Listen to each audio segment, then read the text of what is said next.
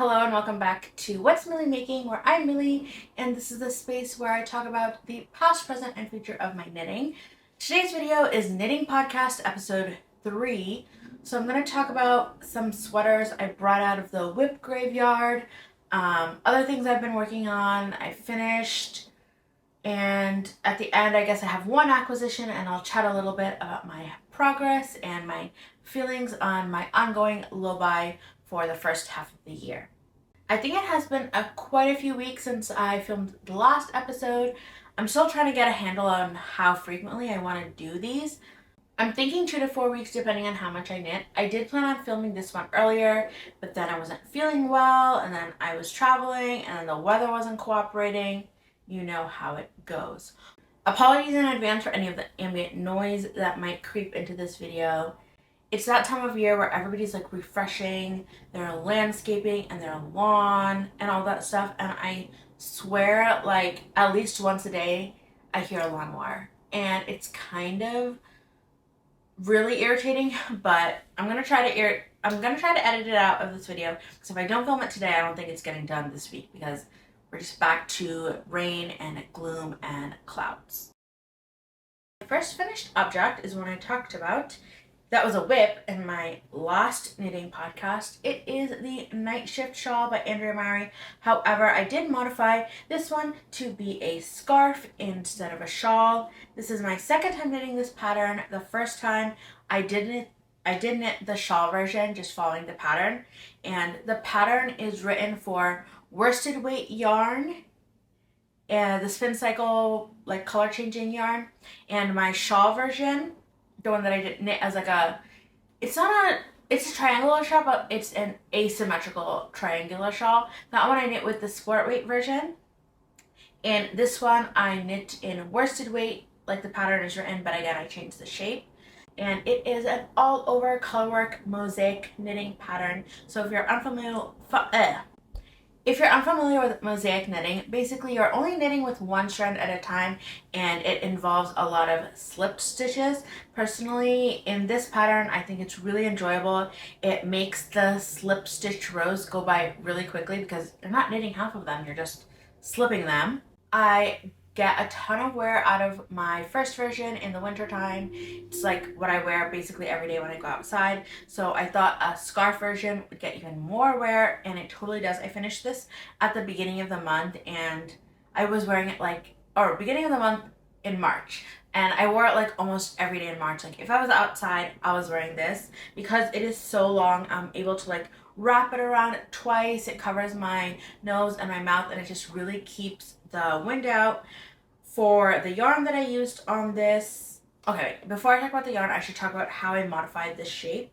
So the way that the pattern is written is you start in one corner and you basically just increase until the end. But what I did, I increased until I got to 60 stitches, and then as you can see, the pattern on this scarf is like on a bias. So what I first cast on, what I did is I just stopped increasing and I started knitting straight, and it removed the bias, and the slip stitch pattern was just straight across, and that's not what I wanted. So I looked through other people's Ravelry notes, and so I didn't come up with this modification, basically is what I'm trying to say. So I kept increasing on this side, but then to compensate, to maintain the width of the scarf, I also decreased on the other side. And then I just kept going and going and going. For the background color of this, I did use Spincycle Dream State in the colorway Unicorn. And then when I was like kind of running out, I decided to stop increasing on that side, and I started decreasing. I continued decreasing because I was already decreasing on this side, and I decreased all the way down and then bound off. I'm really, really happy with the way this shawl turned out, and honestly, I would knit it even like a third time. Either the scarf version or the original shawl version, because I just enjoy it that much, and I think the result with the slip stitches and the color changing yarn is just really visually stunning. So I only used, the way that the pattern is written, the foreground and the background color are both in the color changing Spincycle yarn, but I wanted this to be kind of like a scrappy stash busting project. So I used all different scraps from previous projects as the contrast color, and then I just had 2 full skeins of that Spincycle yarn and I used that as a background, and I'm really happy with the length I got from it. And this project also grew a ton in blocking. I have the exact amounts in my Ravelry project notes, but I think it grew like almost, I want to say like almost 30%. So it did grow a lot. This time I did a much better job of weaving in my ends. So in my original one, I kind of just woven the ends across, and because it's all superwash wool, it didn't really felt in. So there's like all these kind of like little, I also don't like cutting too close to the fabric because I don't want the end to become unwoven. So I have on the wrong side a lot of just like little ends.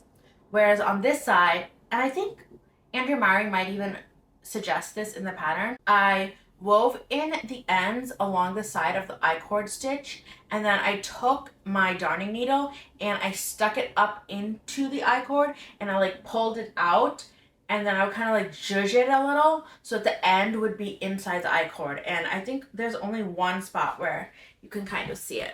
Like here, you can see where I didn't pull it up like as far into the I-cord as I should have. But like overall, I think I did a really good job of weaving in the ends, and I'm just like really obsessed with the scarf. And sometimes I just wear it like this, like one time around and tie it in a knot. It's so cozy and soft, and the colors make me so happy. And yeah, just a knit I really love.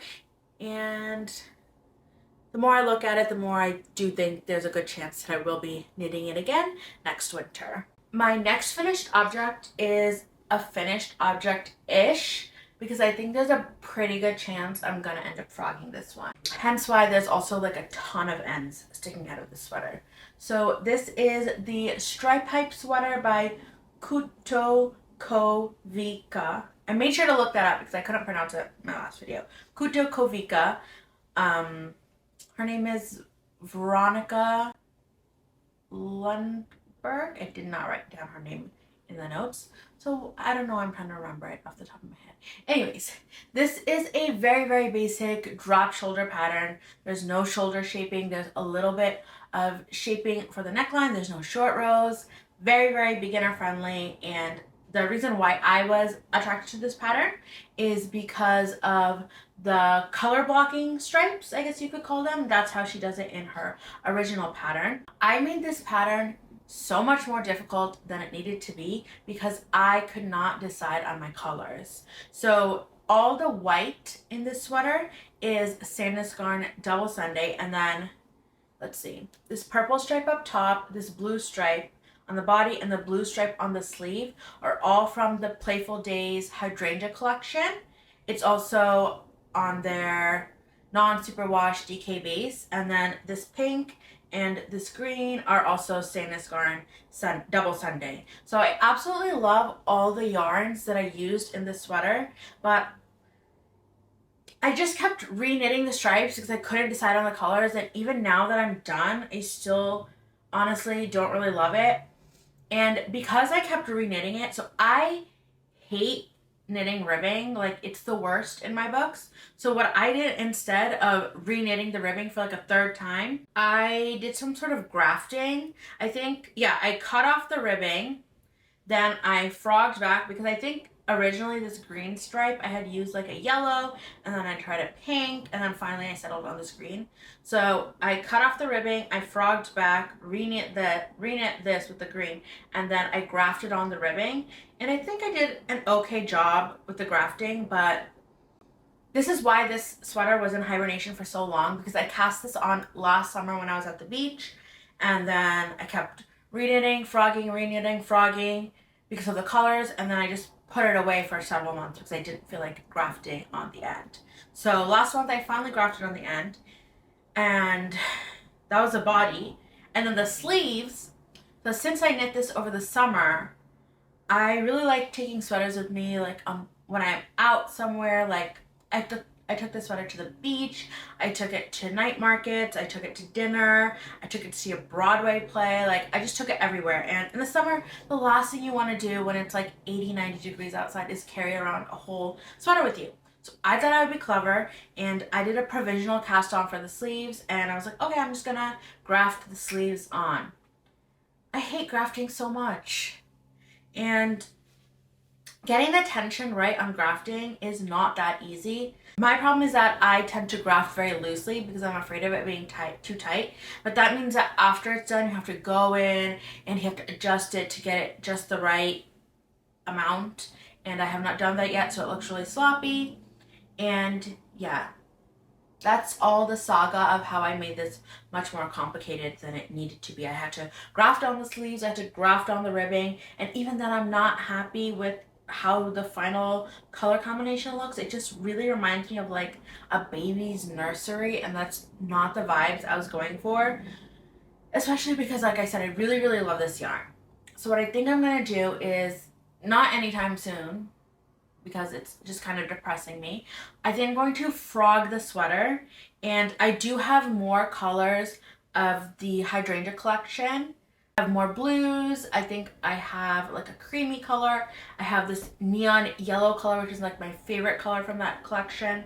And what I think I'm gonna do is, instead of doing like this color blocked stripe repeat, I'm gonna knit the sweater, but I'm going to do like a long repeat of color. So let's say like purple, blue, yellow, dark blue, dark purple, and then repeat that instead of this color blocking stripes. And then for the other colors, I've really been wanting to knit since like Christmas time or Thanksgiving time, the petite knit Celeste sweater. I think she knits that one in pure Gint, but a lot of people also knit it in double Sunday, and it has the same gauge. I think I have enough of the white yarn, because I didn't use all of it in the sweater. I think I have enough of the white yarn to use it as a main color, and I think the pink and green do look good together. So those would be two of the colors in the yoke, and I think I also have like a hot pink double Sunday that I had bought also for this sweater as a potential color. I have that, so if I can just find like one more color, because I think is there 4 or 5 contrast colors? Anyways, I'll have to find or buy 1 or 2 other skeins, and basically this sweater will be turning into 2 sweaters that I hopefully will enjoy and wear more. It's a real shame because this is kind of like the perfect time of year for a DK weight, non-mohair, non-sari knit, which I don't really have a lot of those. If I have any. Yeah, I don't have a lot of sweaters that fit into this category, and it would be kind of perfect for this like transitional weather when it's a little bit cooler at night, but alas, it did not work out, but I do have plans for the future. My next finished objects are a really simple pair of vanilla socks. Okay, this lighting is making them look like neon, so I will try to insert either like a picture or video that I think is a more color accurate representation of them. These are just a simple pair of self-striping vanilla socks. I didn't follow any strict pattern. There's like a 2x2 rib at the top, which is my preference. For the heel and the toe, I did follow the instructions from the Summerly I'm So Basic socks. Those are like my favorite, I guess, vanilla sock patterns, and I just adjusted for my preferred like length and stitch counts. For the yarn, for my blue contrast color that I used on like my heels, toes, and just on the edge of the cuff, I used Mini from Emma's yarn, and let me see the colorway name. It was in the color Wink, and it's an 80-20 merino nylon blend. I really like this color, and I like that when you look at it up close, you can kind of see like the tonality in it and see that it was hand-dyed. And then for my main color, I used self-striping yarn from String Theory Dye Works or Color Works.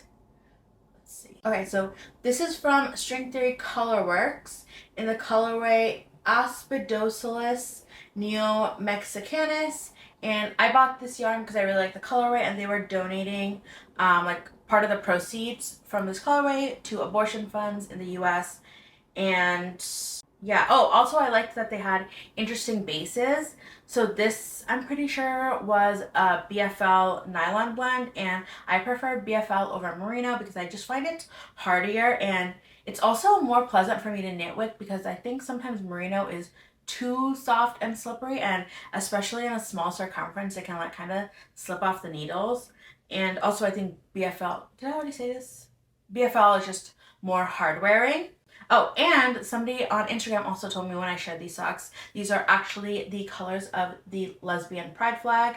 I admittedly did not know that when I bought the yarn, but I will probably wear them as an ally, and I would definitely recommend the yarn if you want to make yourself a cute pair of pride socks. I also want to buy more self-striping yarn from this dyer because not only do they have really good colorways, but they also have other interesting bases. Like I'm pretty sure they have like a Targi nylon blend, and then they also have either the Targi nylon or this BFL blend on like a sport weight or a DK weight. So yeah, I find it a little bit more difficult to find hand-dyed sock yarns that do not come on merino nylon blend. Not that I mind the merino nylon blend, especially if I'm knitting something that's not a sock, but for socks I definitely prefer the more hard wearing wool blends. Oh yes, I have one more finished object, but it is currently on my blocking mats, and I feel like holding up a damp sweater is probably just going to lead it to stretch in ways that I do not want. So I'm just going to include like footage of me holding it up when it's dry, and I also wore it this weekend, so I'll have some pictures of that I will insert. So this is the sweater number 23 in red. It's a pattern by My Favorite Things Knitwear, and this is actually my second time knitting it, and it's my first finished object for my 2024 Make 9, which makes me really happy. And I actually love this project so much, I'm knitting it for a third time, but I will include that in the, we'll talk about that next, because WIPs is next. I finished it Saturday night, and then I couldn't help myself, and I wore it Sunday, so the pictures that I'm showing are of it unblocked, and I also did not get a chance to fold on the collar. So a little bit about this pattern. I've talked about this pattern a number of times, I feel like. Have I? Am I just misremembering? Is this necklace backwards? This pattern. It's like a modified drop shoulder set and sleeve pattern. So you cast on like a drop shoulder sweater, you do some shaping for the back shoulders and yoke, and then you also do some armhole shaping. And so with a lot of drop shoulder sweaters, like kind of like this top, the arms will start off like lower on your arm, but because this has like that shaping on the underarms, kind of like a set in sleeve shoulder, kind of like a set in sleeve sweater, the arm of the sweater does start up higher and it sits closer to the body, and I just find that to be a more flattering and more comfortable fit because there is less like excess fabric in the underarms. But again, it's also like not tight and going to be like getting all into your underarms and all sweaty and stuff. And you also do knit a sleeve cap on the top of the sleeves, similar to what you would do with a set in sleeve, I think. I don't think I've ever knit like a proper set in sleeve sweater. I've only done these like modified set in sleeve sweaters, but I really like the fit, which is why I wanted to knit this sweater again. What else did I have to say?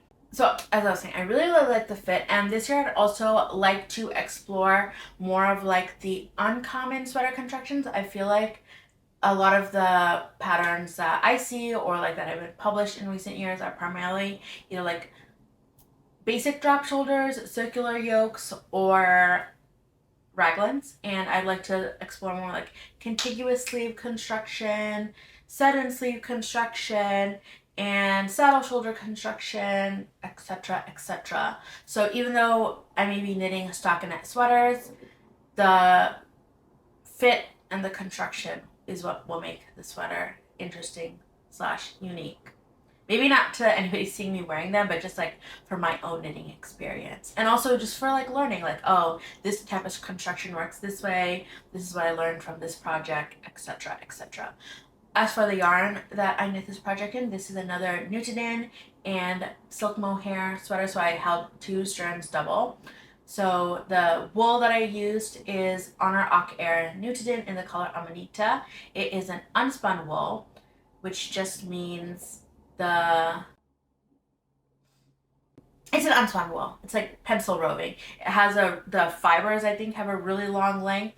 So while you can rip apart the yarn really easily once it's knit up, it's a really light but also durable fabric.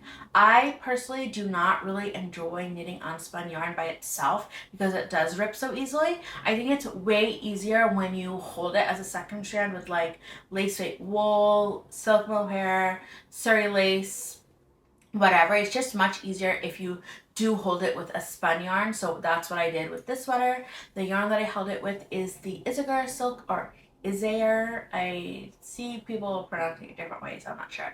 Isagar / Isagar silk mohair in the color 32 red, and this color match was perfection. I had initially bought a hand-dyed sari to hold with this red unspun wool, but I didn't like the way it was looking. It was kind of looking marled. So I went on Ravelry to see what other people were using this yarn for in their projects, and I saw a few people holding it with this Isagar mohair, so I decided to buy the same, and I think it looks really, really good together. There's no marling, but like in certain lights and like in certain strands you get some of the shininess from the silk mohair, and I really enjoy that effect. And the sweater itself is just like so light, airy, and warm. I'm obsessed with the fabric.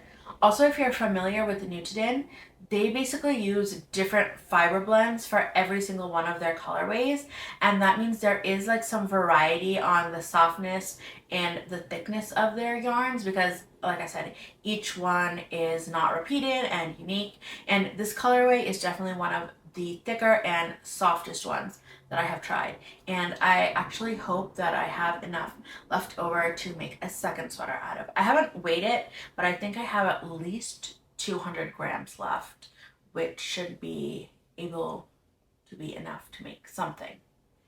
We shall see. One last note. So my first sweater that I knit of this, I just left the collar I just left the collar as is. I did not fold it down. But for this one, I did knit there's kind of like a purl bump, I think, or like a double knit bump. I forget. And you're supposed to fold over on that bump. I don't think I did a very good job at that purl bump thingy because it's not like easily visible. Also, I guess just like the fluffiness of this yarn combo also makes it a little less visible. I generally don't enjoy fold over collars. I don't think they look very good on me. I don't really like that bulkiness, and sometimes they stick out, and I prefer more closer fitting collar. But because I'm knitting basically this is 2 out of 3 of these, I figured for one of them I might as well try out the collar, see how I like it, and I can confirm it is not my favorite. But I'm sure that once I sew it down and like wear it a little, it'll maybe fit better, and it's not enough to bother me that I think I'm going to rip it out and do it again. Now let's move on to works in progress, and my first work in progress is actually another sweater number 23. And this one I am knitting in black. So I made a knitting bingo for myself this year, and one of the things on the bingo card was either knit a black sweater or like knit something in all black. And I do wear a lot of black, but I have never knit anything black. The first cardigan I ever tried knitting was all black, but I gave up because I quickly realized the struggle of black yarn. But it's been 2 years, and I'm loving this black knit now. When I made that bingo card, I knew that if I was going to knit something black, it had to be with special or like engaging yarn. Otherwise, I would not want to continue. This is knit with Woolfolk. It's spelled T-A-G-E, but according to their site, it's pronounced 2. Woolfolk 2, and this yarn was gifted to me for a cowl that they're doing with the sweater number 23, and of course I said yes because, as you know, I love the sweater. Knitting it for the 3rd time. Technically, I've knit the yoke 4 times because when I first cast this on, I completely messed it up. I forgot to do like half of the increases on the back yoke. And when I was joining it, I kept checking my gauge, my row gauge, and both were spot on. And I was like, why is this sweater turning out so much smaller? My gauge is spot on. Like usually even my row gauge is sometimes off, but this time my row gauge is spot on. And then I realized I basically was missing 34 stitches because I forgot to do all the wrong side increases. But anyways, it's kind of a testament to how much I enjoy this combo because I frogged it and then I reknit the whole yoke in like 3 days. And I don't think think I was even working on it exclusively. It's just that enjoyable of a knit. And currently I am on the body. I've gotten like, can you even see anything? Yeah, okay, you can see something. I got a few inches into the body this weekend. I, again, just knit it while I was out on the subway, on the train. What to say? Oh, I really like this yarn. So the fabric it gives is actually very reminiscent of the fabric I got from holding the Nutiden and silk mohair. So this yarn is a 70% brushed merino and a 30% mohair, and it's really interesting. I feel like a lot of, because of the silk content in silk mohair, it has like a sort of shiny finish, but because this doesn't have any silk, it's a very like matte and dry feeling yarn. If that makes sense. It's almost like crispy, but like in a good way. The fabric that you get is really, really light, but also similar to the Nutiden and silk mohair. It's still really warm. I have 9 skeins of this yarn for the sweater. I don't know if I'm going to end up using all of them. I think I just joined my 3rd skein, so I highly doubt I will use all 9. But even then, that would be 450 grams, whereas the first version of the sweater that I knit it with like a traditional, like, it was like a wool alpaca blend yarn, and that one is like almost 700 grams. And I haven't weighed my Nutiden and silk mohair version yet, but I also think that one is like in the 400 gram range. So yeah, this is also really similar to the lightness, the airiness that I get from a Nutiden silk mohair combo, and I would absolutely buy this yarn again as of right now with my knitting experience. I'll have to see like how it wears, obviously, but I predict myself liking it. I think that's all I have to say, and I really hope the clinking noise isn't too annoying. Okay, my second WIP is another black sweater, and this one I'm not enjoying. I've lost all steam on this project, and I've barely made any progress since the last time I recorded. So I won't have much to say about it.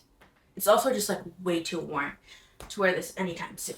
This is the Wave Sweater by Spectral Strick. This was originally published in her book, but then because it was so popular, she published a standalone pattern and she translated it into English, and she had a cowl for it in February, which is when I cast it on. But after the cowl was over, like, I just lost all steam. Like, I knit the body relatively quickly, and then the cowl ended, and then I started the sleeves, and I was like, I'm really not enjoying it anymore. It's just really, really bulky, and knitting with such the color work, two-handed color work with thick yarn on big needles on small circumference just gives me hand pain relatively quickly. So I just really haven't been all that interested in knitting on this sweater. I do have quite a bit of notes on this, but I don't really know if I even feel like talking about it right now.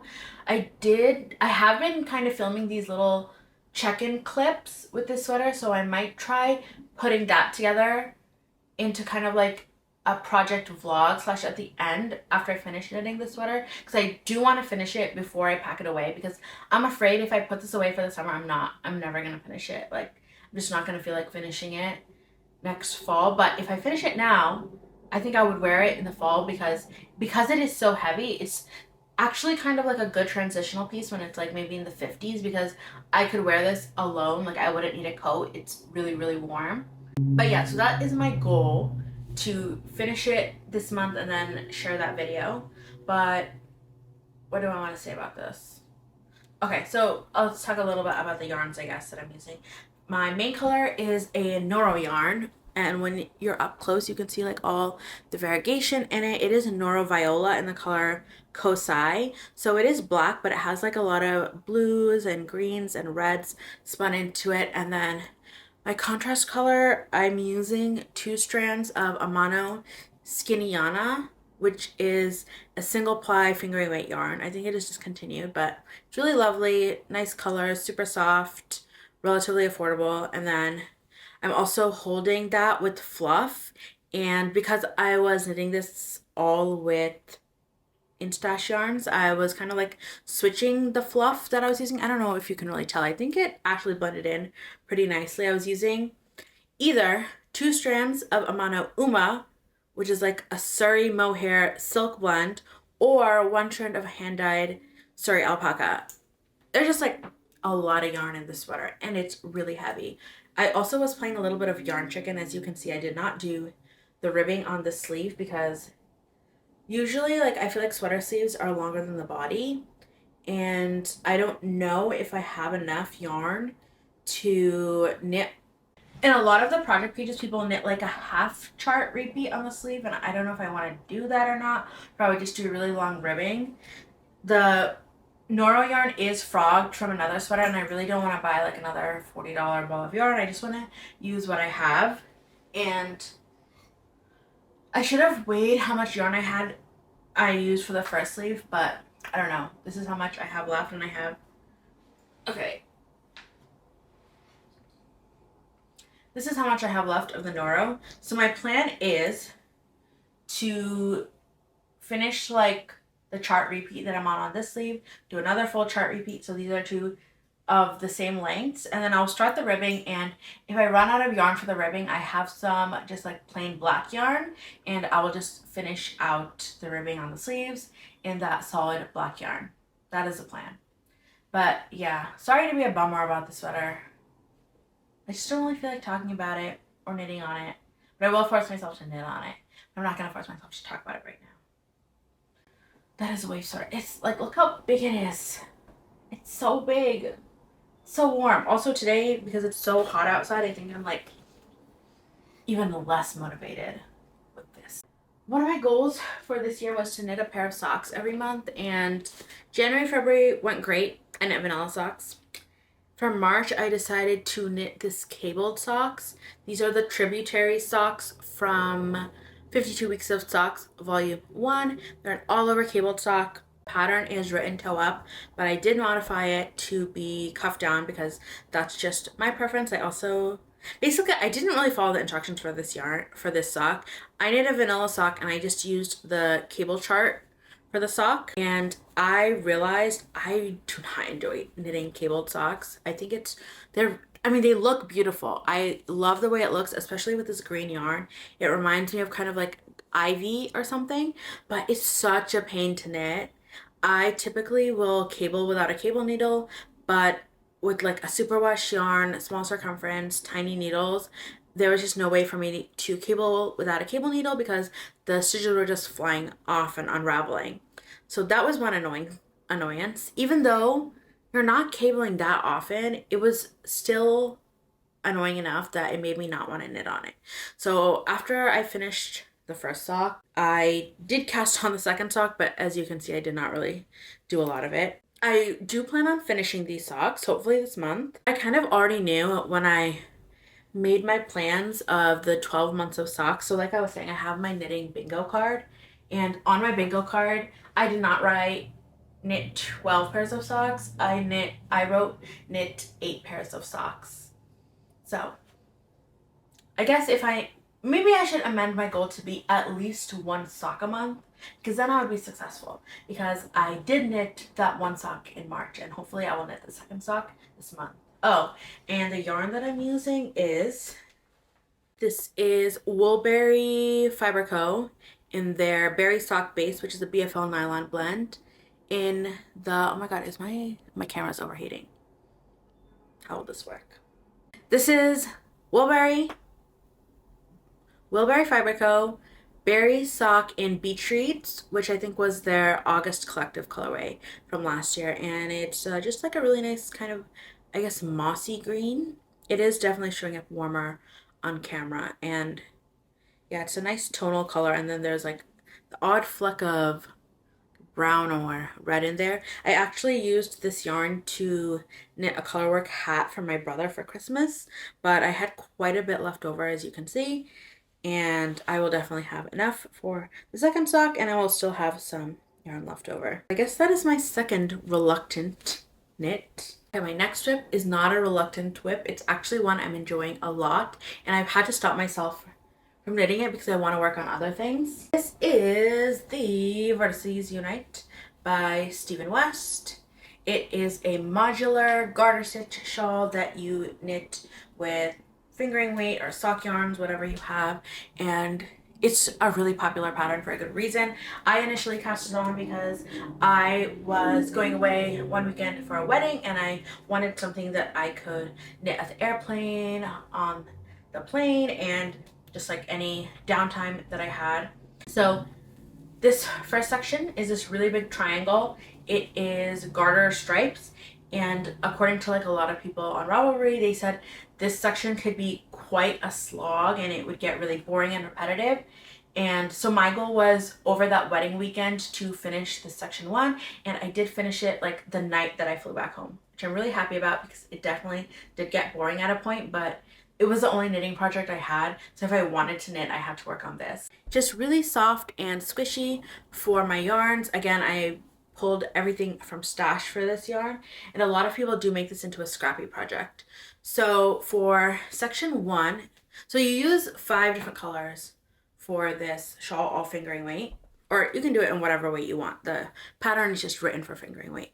For section 1, I used like a white hand-dyed yarn that has very subtle speckling in it, and then the pink yarn is Sandnes Garn Baby Wool, which is just their like fingering weight superwash merino. I guess it's for like baby knits. The section 1 I think took about 60 grams of each color. I have not weighed it, but that was my guesstimate and looking at other people's notes. And then for section 2, which you shape with short rows, I used a sock mini. So instead of buying like another full skein of yarn, I had some mini skeins and I'm incorporating that into this project. So I looked at other people's project notes to see what the average amount of yarn people used for each section. So I didn't want the individual sections to be scrappy, but so I think this is like knit with colors C and D. So in the pattern, they say maybe like, let's take color D, you need 50 grams or 40 grams. Yeah, okay, let's say 50 grams. And it's used in 3 different sections. So then I looked in people's project notes and they say, okay, in section 2, I used 20 grams. Section 3, I used 15 grams. Section 5, I used 20 grams.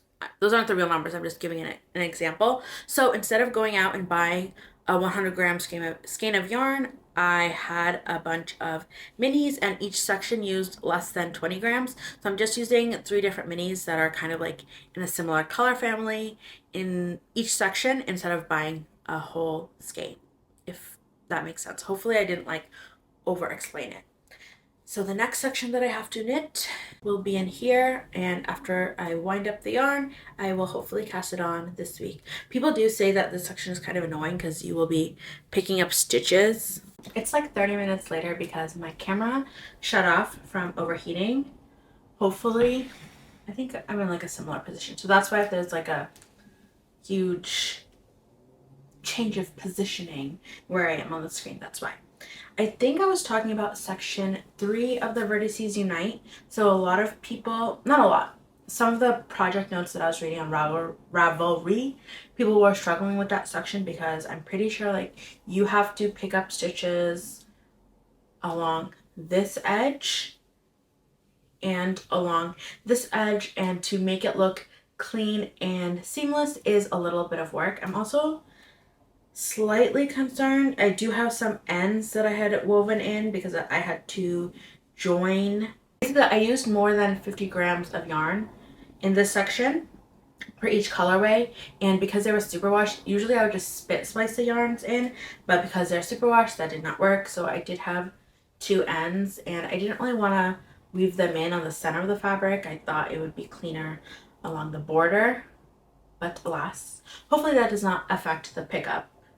But yeah, that is this shawl, and I am knitting the size large, and I think I don't know if I said it, but the pattern is by Sue & West, and I do expect it to grow considerably, and I think this is the full arm span of the shawl. I think, yeah, the rest of the sections will be adding like depth and filling in some gaps, and there is an I-cord border that goes all the way around, and I'm not really looking forward to knitting the I-cord border, but it is what it is. It's an evil necessity, and I do hopefully plan on taking this with me when I travel later this spring, because I think it would be great to have as a light layer on like cooler nights or even like cooler days if where I am is cooler than where I will be is cooler than where I am now. That is a Birds Unite. And did I say that the yarns that I'm using for, oh yeah, and the yarns that I'm using for this section was, I think, another color of the Sandisgarn Baby Wool, and then sock yarn mini that I had from Playful Days yarns from their hydrangea collection. And it was like a light white purpley kind of colorway, and the variegation was really subtle. I will say one thing about this project pattern is that it looks good in all different sorts of color combinations. There's so many projects on Ravelry. A lot of people have made scrappy versions. People make it only with tonals. People make it in a monochrome color palette. People make it with really like bright colors. People make it with speckled yarns, and they all look great. And I definitely can see this being another one of those patterns that I would want to make again in the future. My version is primarily in tonal yarns. The speckled yarns that I'm using are very subtly speckled. Like the one that I'm using in this section, it's the colorway was literally named like barely anything there because it's mostly a white with very subtle speckles, and you can even see like the slightly like variegated speckly yarn that I used in section 2. You can see like I guess a little bit of color pooling, but it's like a mostly tonal colorway. Okay. How many more WIPs do I have? I think there's just one WIP left.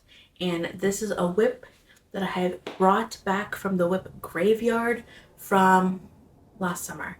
And I don't think I've ever actually talked about it on this channel, because I think by the time I started, this had already been packed. Okay, apologies again for the weird lighting change. The battery is recharged. I'm determined to finish this. So I have one more WIP to talk about, and it is one that I brought out of the WIP graveyard. It is the Tessellated Pullover by Andrea Mowry, and this was last year's Rhinebeck sweater. So if you're unfamiliar, Andrea Mowry is a really popular and prolific knitwear designer, and every single year, I don't know, every single year, in the past few years, she has designed a pattern specifically for Ravelry, for Rhinebeck, which is the New York Sheep and Wool Festival that happens in the fall, and anybody is welcome to knit the pattern, and then there's like a meetup there and everybody takes a photo together with the pattern, and I guess it's just like a nice community sort of thing.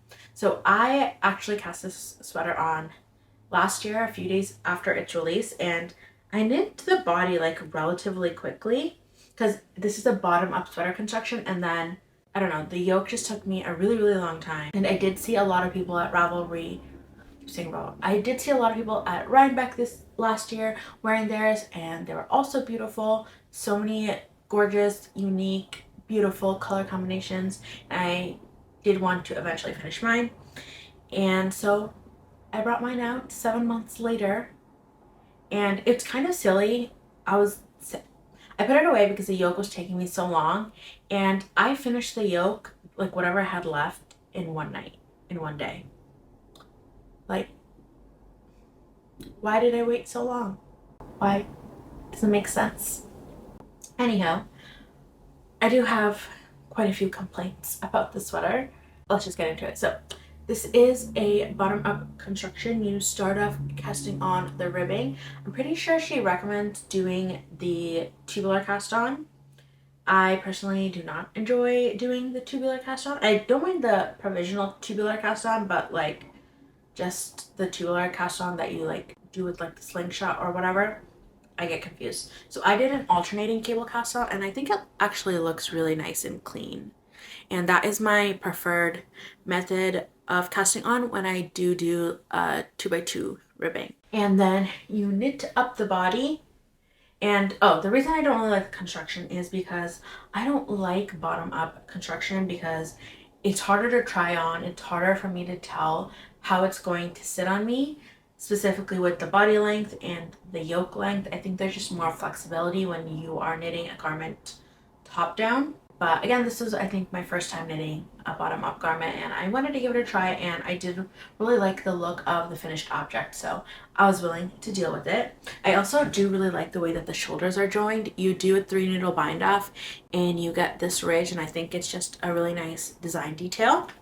So as you probably can tell by looking at it, it is a drop shoulder construction. Oh, another thing I didn't really love about the construction is when you split for the yoke, you do cast on a few extra stitches for the sleeves, and then later on you do mattress stitch them close. So I stitched them up on this side, and the way that the pattern is written, I'm pretty sure, so if you've ever done a mattress stitch, there is usually a ridge that's formed from the mattress stitch.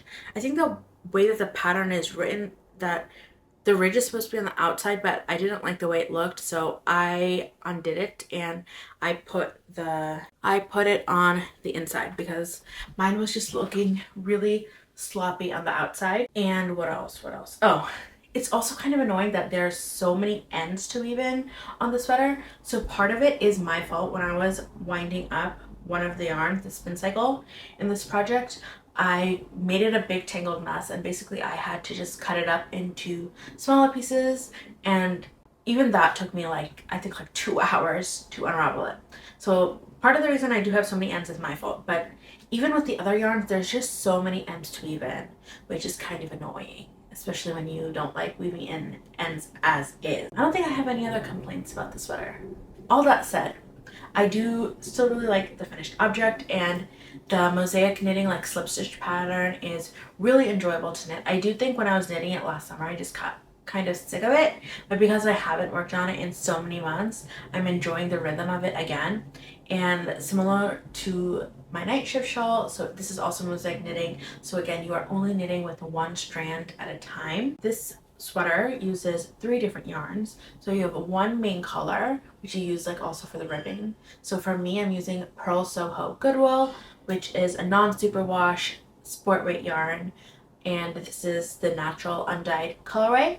I really like this yarn. My gripe with it is that when I initially bought it, so it's marketed as a DK to light worsted, and there's just no way I could ever hit a worsted weight gauge with this yarn, and if I did, the fabric would be so airy because look how thin this yarn is. Okay, hold up the 3 strands. So the white one, this one, is Pearl Soho Goodwill. This is Moondrake Fua Fua, which is a fingering weight. And this is this pink, this one in the middle, is Spincycle Dyed in the Wool. And this is sold as a sport weight. So you can just see the comparison of the widths of the 3. Even with blocking, this white one is way too thin to be a worsted weight, in my opinion.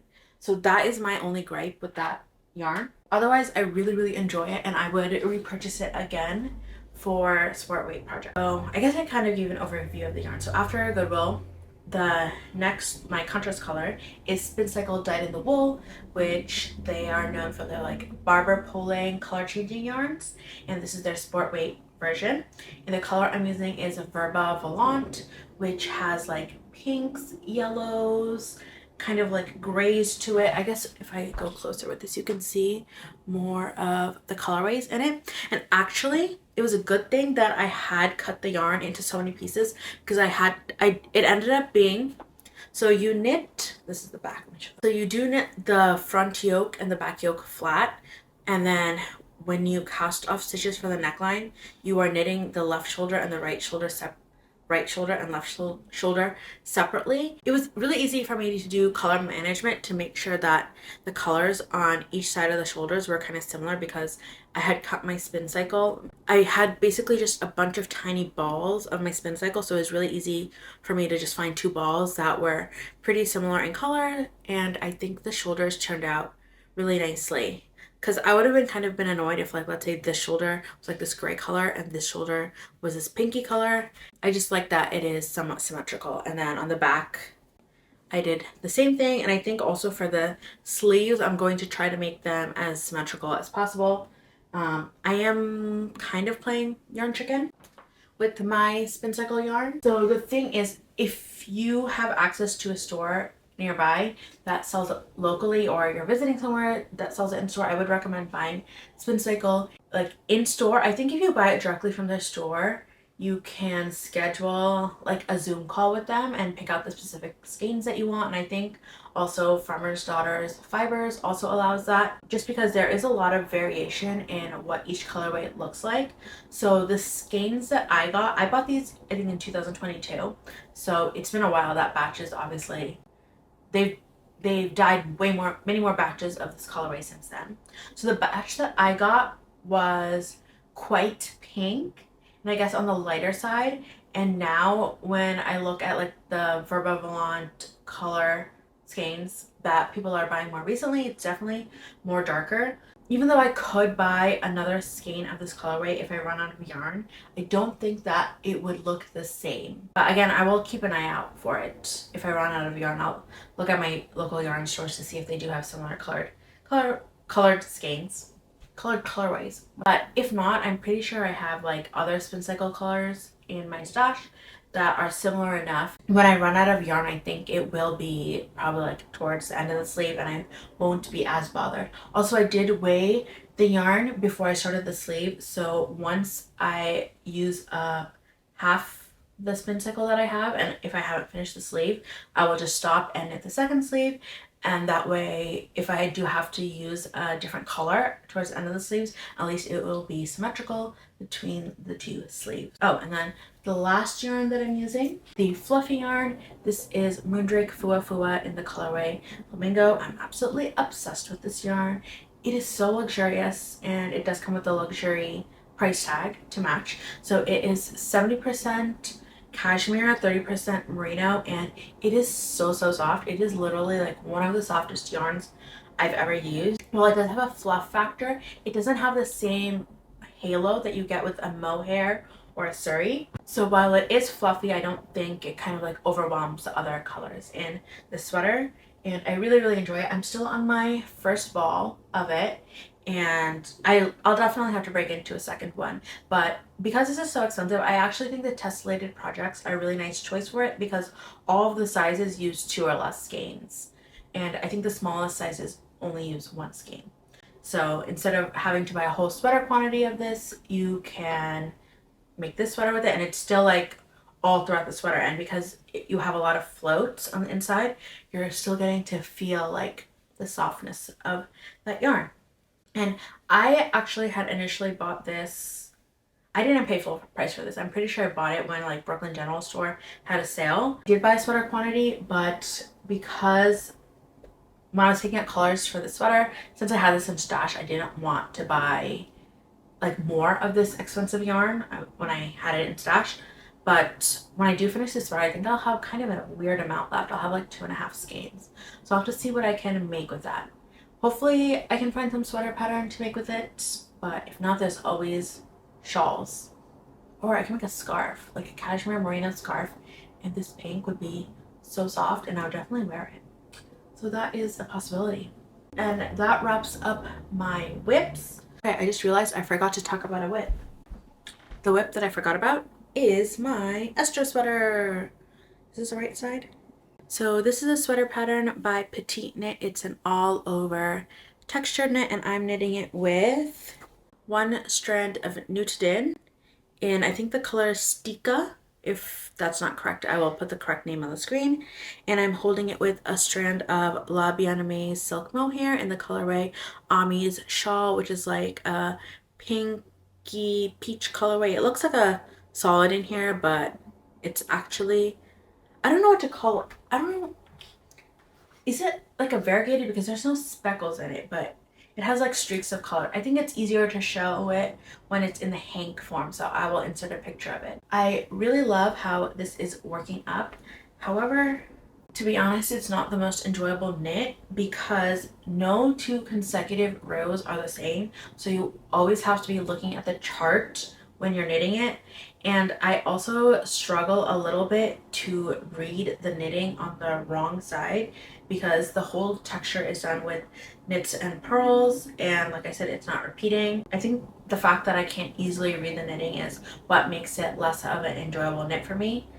but I'm just taking it slow and easy. I'm not in really any rush to finish it. Plus I can't finish it because I don't have enough yarn. I have to buy more yarn during the wool walk to finish it. This is the back yoke. I finished the shoulder shaping and now I just am knitting straight down. I think the resulting fabric is really pretty. It's just something I really have to pay attention to, and I've honestly been more into like the stockinette garter stitch projects as of late. But I do plan on finishing this hopefully this spring. This was the first project in my spring knitting plans video. So I guess lastly is acquisition. So an acquisition slash I guess low buy chat. March ended up being a no buy month for me. I didn't plan it. I just, whenever I wanted to buy yarn, I like really thought to myself, like, do I really need it? Do I already have something similar in stash? Do I have a project in mind that I don't already have yarn for? And that answer always ended up being yes. And it's actually been 2 months since I've bought any yarn, so yay for that. This 2-month span is definitely not going to be continuing because later this month there's a Brooklyn yarn crawl, there's a New Jersey wool walk, and then in May and June I'm traveling, and then July is my birthday. So I guess it's kind of good that I did this 2-month yarn no buy because I will definitely be buying yarn in the upcoming weeks and months. All that said, I do have an acquisition from a yarn pre-order that I placed in January. So I placed a pre-order for Coast to Coast Yarn Co.'s Fantasy Coffee House collection. So that collection was inspired by they did like a countdown calendar, and I think some of the colorways from that calendar were included, and it was just kind of like a whole coffee house vibe. And I think some of the colorways were also inspired by the book Legend and Lattes, which I did read last year. Let me just show you the yarn before I continue talking. It's still in the plastic bag. I don't feel like taking it out. Hopefully the crinkling's not too bad. This is the colorway What in the 8 Hells is Coffee, and I got it on their non-superwash worsted base. Okay, I think that's all I have to say for this video. Thank you so much for making it to the end, and if you were knitting on anything while you were watching, please feel free to share. I am very nosy and I love seeing what other people are knitting. Like, if I like somebody's project on Ravelry, sometimes I'll like go on their page like, oh, what other things are they knitting? Like, oh, I like that. I'll save that to my favorites.